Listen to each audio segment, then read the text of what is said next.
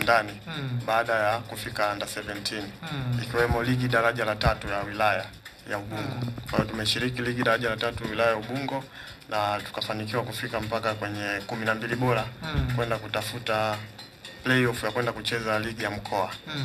Na hapo hatukupata nafasi, lakini kwa sababu tupo kwenye development na maana tutajipanga tena msimu ujao, kwa sababu lengo letu ni vijana wapate michezo mingi ya kiushindani ili waweze kuwa washindani, baadaye waweze kusaidia timu za taifa. Okay.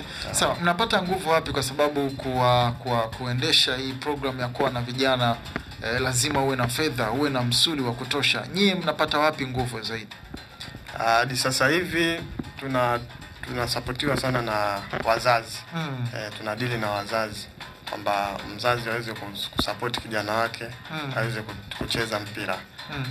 Bado kwa ushawishi wa wadau kuja kuwekeza kwenye soka la vijana bado ni mdogo. Kwa hiyo tunadili zaidi na wazazi. Okay.